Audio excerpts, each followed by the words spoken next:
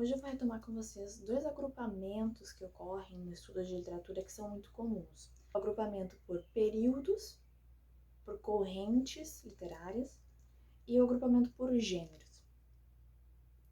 O agrupamento por períodos, por correntes literárias, funciona de grosso modo da seguinte forma. Quando a sociedade como um todo passa a considerar as mesmas questões, discutir os mesmos termos, as mesmas temáticas e apresentar uma forma específica de produzir literatura e assim também em outras artes, a gente tem essas periodizações. Vamos pensar na primeira fase do romantismo brasileiro. A primeira fase do romantismo brasileiro apresenta algumas características que nós vemos que agregam um grupo de autores, ou seja, esses autores compartilham essas características. Que características seriam essas? Nós temos a característica, por exemplo, do nacionalismo. Então, nós vemos que diferentes poetas escrevem poemas falando, exaltando a questão brasileira, de ser brasileiro. E por que isso? Por que eles estão exaltando a questão brasileira, as máximas da natureza, de quão o Brasil é belo em comparação a outros lugares, como eles fazem o indianismo, né? Uma exaltação à figura do indígena, mas é uma figura de indígena, claro, que não é uma figura real, é uma figura idealizada, baseada lá no bom selvagem. Mas por que isso? O que estava rolando aqui que o pessoal ficou nessa paranoia de escrever coisas sobre o Brasil? Bom, parte do início do romantismo, a gente tem aquele momento de exaltação da independência brasileira. Então, há uma euforia em dizer: nós não somos Portugal, nós somos um país que tem uma marca específica. E onde eles vão encontrar essa marca? Onde eles vão encontrar esse original? No bom selvagem, que eles vão considerar o indígena, e aí então a gente vai ter poemas sobre a bravura do indígena, sobre o quão o indígena mantém a sua honra, é um povo de glórias. A gente pode pensar no poema Ijuca Pirama, por exemplo, que trata disso, né, da honra do indígena. A gente pode pensar em Iracema, né, a beleza da mulher indígena. Então, quando nós percebemos esse tipo de produção que se assemelha, nós temos essa periodização. Então, a gente vai recortar esse processo de literatura, de escrita literária, em uma marca histórica. A gente vai recortar um período de tempo e dentro desse período de tempo a gente vai recortar também entre as temáticas.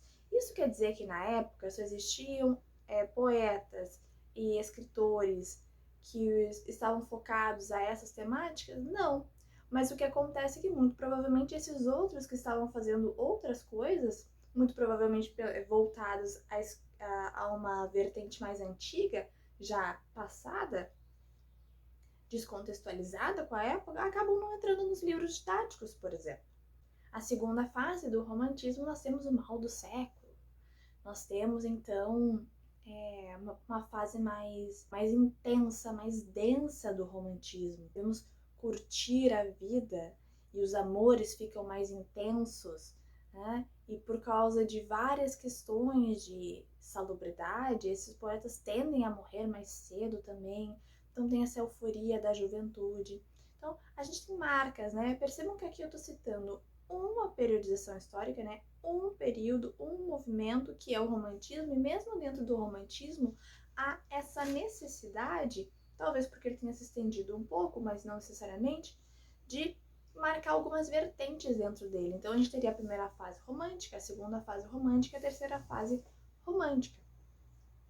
Mas é mais ou menos assim que funcionam as periodizações. Então a gente vai ter, né, aqui na literatura brasileira, o classicismo, o barroco, o neoclassicismo, o romantismo. No realismo, o grande nome a gente vai ter Machado de Assis. Vamos ter também o naturalismo, onde tem a Marca do Cortiço, como uma grande obra de representação naturalista, e assim por diante, o simbolismo com Cruz e Souza. Então, às vezes, essas correntes não é assim, não funciona como... elas não funcionam como caixas, então não funciona exatamente assim, um grupo parou de escrever isso e outro grupo começou a escrever aquilo, em momentos distintos da história. Os movimentos são orgânicos, então o simbolismo e o parnasianismo não é onde termina um e começa o outro.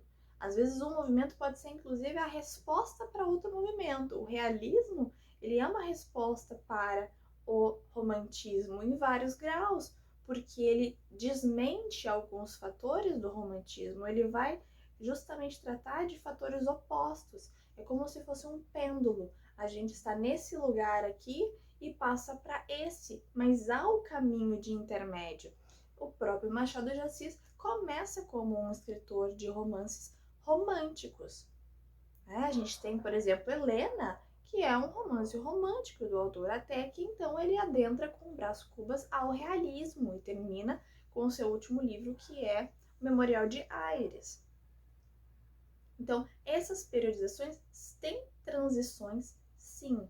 Não podemos considerar elas como caixas estagnadas, né, travadas, porque elas assim não são. O outro agrupamento que nós temos, que é o agrupamento por gêneros, esse talvez seja um pouco mais complexo de explicar. Por quê? Porque a definição de gêneros é algo que em muito foi reelaborada, repensada, reconsiderada ao longo de todo o processo da crítica e da teoria da literatura. A gente pode pensar que a concepção de gêneros bate lá em Platão. A gente pode pensar que ali tem um germe, tem uma semente para a gente considerar os gêneros. Por quê? Porque lá tem um germe, tem uma semente para a gente considerar a literatura.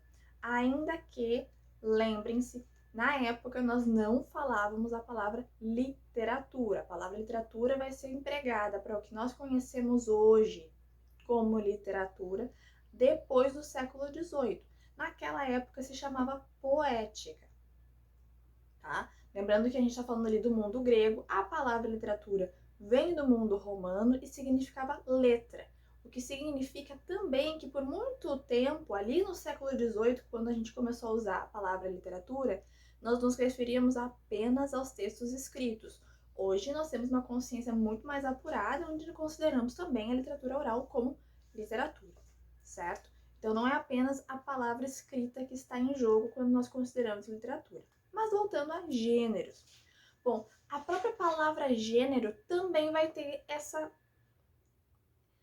implicância de dúvida quando a gente pensa na origem da palavra, porque a palavra gênero tem origem na palavra genus, que é justamente origem, mas também é tipo. E ao considerar, então, gêneros, tipos, origens ou espécies, ao longo da história, cada corrente de pensamento teórico e crítico considerou gêneros de formas diferentes, consideraram grupos distintos de gêneros e organizações de gêneros, e mesmo que um gênero significa ou o que um gênero é, de forma distinta. E não é à toa que isso vai acontecer, porque lembra no vídeo anterior, o conceito de literatura já é um conceito problemático. E o conceito de gênero vai partir desse conceito de literatura. A gente só vai classificar como gêneros literários aquilo que é literatura, o que também é algo abstrato, algo que escapa entre as nossas mãos. Mas os teóricos vão tentar fazer as suas proposições e muitas vão durar durante muito tempo, né? Vão perdurar e algumas vão ser descartadas, outras vão ser reconsideradas e reavivadas ao longo da história. Então vamos começar com Aristóteles.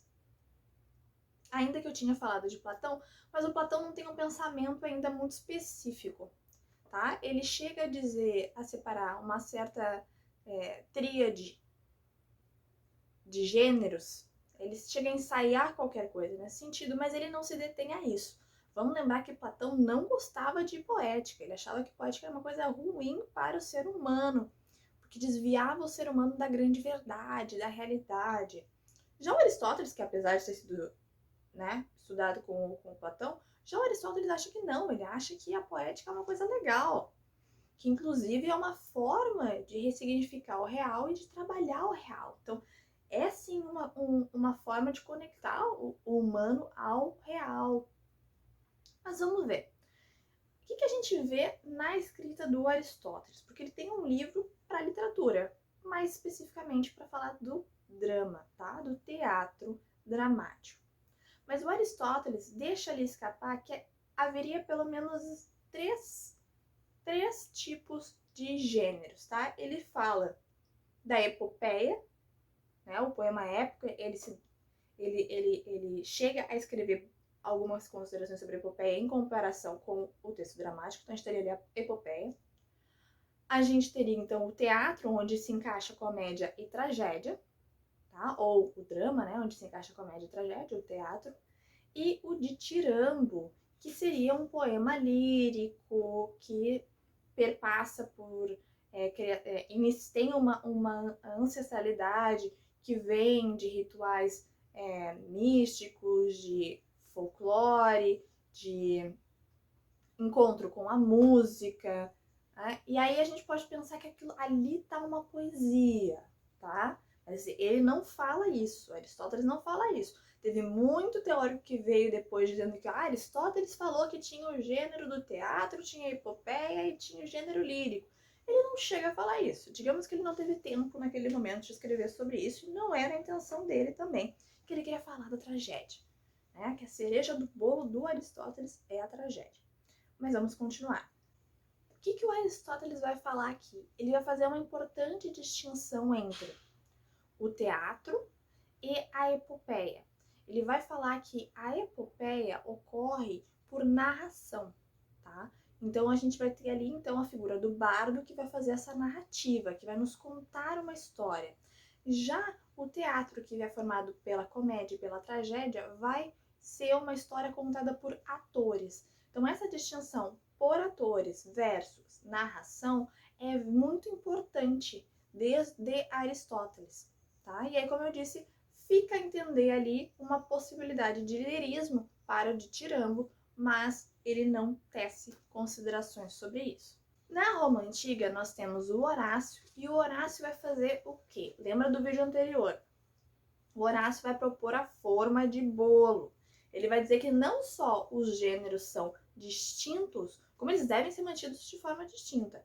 Então, eu não posso fazer um cruzamento, uma hibridização de gêneros. Ele vai dizer que cada um dos gêneros tem uma métrica específica, um estilo e um tema específico.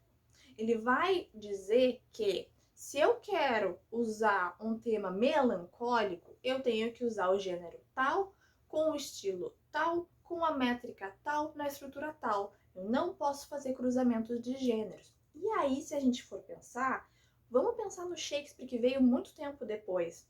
As tragicomédias do Shakespeare, que são o quê? O junção de trágico com o cômico. Um exemplo é o próprio Romeu e Julieta, que se inicia de uma forma cômica e declina para a tragédia, digamos assim, né? A gente tem ali um hibridismo. Para o pensamento do Horácio, para a época romana, isso seria considerado um erro grave e o texto seria considerado má literatura, porque nós não podemos fazer a mistura do gênero trágico com o cômico, tá? A gente não pode fazer uma obra híbrida. E aí, é claro, a gente vai dar um salto gigantesco no tempo. Por quê? Não é porque se dizia dentro da crítica e da teoria que não era para ser feito a hibridização, que não ocorreram hibridizações ao longo da história.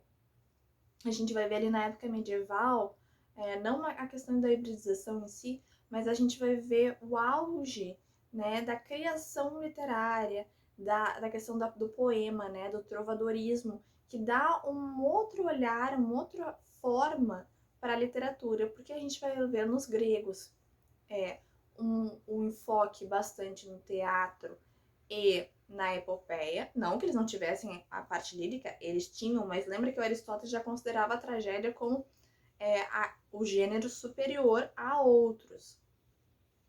Os romanos vão produzir tanto poesia quanto teatro, quanto o épico, né, a epopeia, mas o teatro acaba caindo em desuso ao longo do tempo. Então a gente tem já uma inversão aqui. E na época da Idade Média, a gente tem o auge da poesia, né? O lirismo fica em alta. Quando surge o romantismo, depois, tá, gente? Bem depois, o que os românticos vão dizer? Então, aquelas proposições aristotélicas, principalmente as proposições do Horácio, porque teve um tempo aqui no meio do caminho que o texto do Aristóteles ficou perdido. Ele foi ser reencontrado ali no século XVII, tá?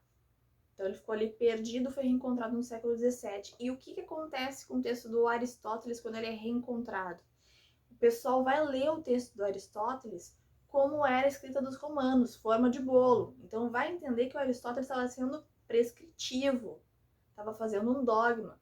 E a ideia do Aristóteles era uma questão mais filosófica e descritiva, mas eles vão entender o Aristóteles como prescritivo, como mais um elemento que corrobora com a ideia de que não pode haver a hibridização, não pode haver a mescla dos gêneros. E aí os românticos dizem não, somos a favor da hibridização. Inclusive, tem um texto que é uma abertura de um livro do Victor Hugo, em que ele ensaia a favor da hibridização, a favor da criação livre. Vamos lembrar rapidinho, se a gente for pensar na literatura brasileira que eu estava falando há pouco tempo atrás, lembrem que os românticos vão usar o verso livre. Eles não vão se apegar necessariamente a padrões de estrutura e rima, tá? Então eles vão usar versos brancos e livres. O que se a gente fosse dizer isso para um romano, pegasse uma máquina do tempo e dissesse isso lá para um romano, eles iam ficar horrorizados. Como assim? Essa quebra, né, da regra, a quebra da forma, da estrutura formal do poema. E os românticos fazem justamente isso. Eles estão preocupados com outras questões. Então, para os românticos, não havia essa necessidade de pureza. Uma obra não tinha que ser puramente uma coisa. E para ser puramente uma coisa, lembra que tinha que ter todas as regras que eu estou frisando bastante aqui para vocês não esquecerem. Mas a coisa não parou por aí. Aí a gente vai ter uma pessoa chamada Brunetière, que provavelmente eu devo estar pronunciando errado porque meu francês não é bom. O Brunetière tentou fazer uma aproximação dos gêneros com a teoria darwinista da evolução. Bom, aí a gente pensa assim, mas como assim, né? O que literatura tem a ver com a teoria da evolução? Vamos lembrar lá da palavra que surge, né, da palavra latina genus, generis, que é origem, tipo, espécies. Então tem tudo a ver. Se as espécies biológicas evoluem, passam por todo aquele processo, por que não a literatura? Esse é o pensamento do Brunetière. E aí ele vai propor o seguinte, vai propor que os gêneros são como organismos vivos, que nascem, evoluem, morrem ou se transformam. Ao que ele está se apegando aqui? Justamente a epopeia. Ele está pensando o seguinte, houve o nascimento desse gênero, né? Houve a evolução desse gênero. E aí houve a morte desse gênero, porque esse é um gênero que caiu amplamente em desuso. Né? Hoje em dia a gente não vai entrar numa livraria e encontrar, um best-seller vai ser um poema épico, uma epopeia. Não vai ser. Nós não lemos epopeias recentes, não existem epopeias contemporâneas. Parênteses aqui, toda vez que eu disser que não existe uma coisa, não adianta vocês irem no comentário ou em sala de aula e dizer assim, não, mas eu achei. Tá, alguém pode ter escrito, tá? O que eu tô querendo dizer é que não vai ao best-seller, não vai estar lá no top 10 do The New York Times dizendo que é a escrita do ano, né? Então sempre tem um maluco para fazer uma coisa diferente, para ser o diferentão da galera, sempre. Mas Tendo isso em vista, e a gente não tem a morte proposta do Brunetière da epopeia há pouco tempo atrás, não. A epopeia tem esse declínio até que realmente há o seu desuso. Alguns teóricos vão dizer que a epopeia não morreu, mas que ela acaba se transformando no romance. O romance que vai surgir, tá? Próximo ali à questão da burguesia para alguns críticos. Outros críticos vão dizer que já temos uma semente do romance na escrita do Apuleio, no final da época dos romanos, porque, né, romanos nós tivemos a monarquia, república, o império, e foi muito tempo tudo isso, com o Apuleio no Asno de Ouro. Então ali a gente já teria um proto-romance, tá? Então, como eu digo para vocês, não é assim, do nada surgiu o primeiro romance. As ideias vão sendo atualizadas ao longo da história. Mas, em algum momento, e aí depende de cada crítico, surgiu o romance efetivamente. Ele vai se efetivar justamente por várias questões, como, por exemplo, o fato de que o romance trata de pessoas comuns. Em sua grande maioria, nós temos um indivíduo comum. Não é mais aquele herói perfeito, sobrenatural, magnífico, que representa todo um povo, aquele que é escolhido por um dos deuses, aquele que, né, tem um destino pré-datado, que vai fazer, que é traçado para grandes glórias, grandes feitos. Não, não. É o Joãozinho ali da esquina que vai contar a história dele. Essa história dele é importante porque é a história de uma pessoa comum, normal.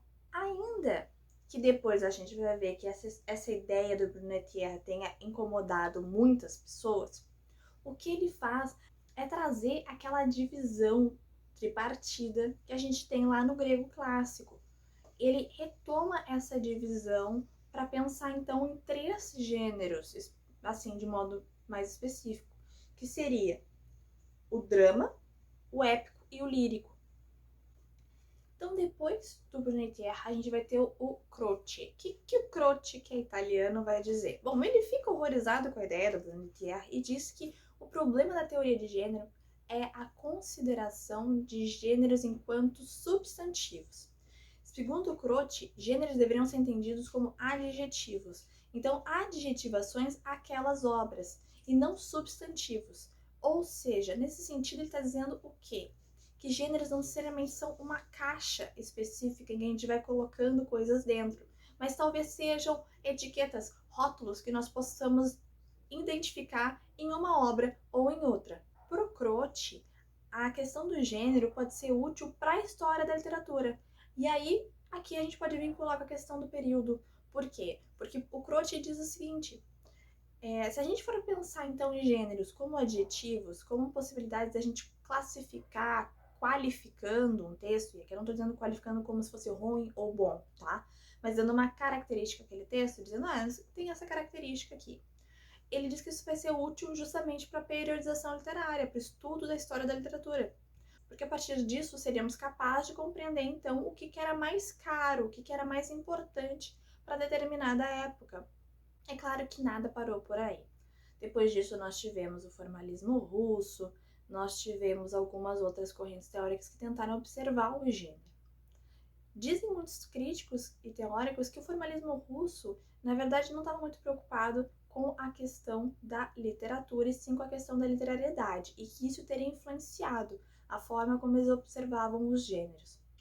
Seja como for, eu quero me valer aqui de uma proposta que eu acho bem interessante e que ajuda a compreender a base da divisão dos gêneros. Mesmo que a gente considere que precisa haver uma desconstrução entre essas barreiras, o que é muito válido. Mas vamos tentar colocar elas ainda em caixas separadas só para que nós possamos ter um entendimento maior. E essa divisão é uma divisão que, observando todo o processo da questão da literatura, discutindo os gêneros, o Aguiar e Silva propõe. Ele diz assim, vamos chamar então de modos. Nós teríamos então o modo narrativo ou épico. Nesse modo, nós teríamos alguns gêneros. Quais são eles? A epopeia, a novela, a crônica, o romance, os contos. E aí, esses gêneros poderiam ter subgêneros, Por exemplo, romance, a gente tem o romance policial, a gente tem o romance gótico, a gente tem o romance de fantasia. Próximo modo seria o modo do lírico. E aí, nesse modo, nós encontraríamos gêneros como a elegia, o soneto, a ode e a épigla. O outro modo seria o modo dramático. No modo dramático, então, nós teríamos os gêneros da tragédia, da comédia, da tragicomédia que eu acabei de mencionar, do alto e da farsa. Então, essa proposição, ainda que seja básica, ela é bastante útil para a gente pensar os gêneros. Depois disso, a gente pode pensar também na ideia de Bakhtin. Bakhtin propõe não necessariamente apenas sobre os gêneros literários, mas ele propõe sobre gêneros do discurso. Ele considera que nós temos que pensar a questão de gêneros desvinculado ao produto, mas vinculado ao processo de criação. Bakhtin propõe que nós temos que considerar o contexto em que esse produto foi realizado, foi criado. E aí ele vai propor outras considerações pensando em gêneros do discurso. Ele vai considerar uma divisão entre gêneros primários e secundários, sendo os primários inicialmente, mas não restritamente, aqueles que são orais e que são utilizados na linguagem cotidiana. Já e simplificada. Já os gêneros secundários seriam gêneros para a linguagem social, em que nós utilizaríamos ele com funções mais específicas, funções políticas, funções sociais, funções literárias. E aí aqui nós então teríamos, não exclusivamente, mas uma grande maioria seriam então gêneros escritos. Então, essa primeira divisão já faz com que a gente considere outras questões dentro da proposta de gêneros. Mas eu espero não me alongar muito por aqui e espero que tenha sido uma boa revisão para todos vocês e que tenha ajudado. E que vocês tenham uma boa prova.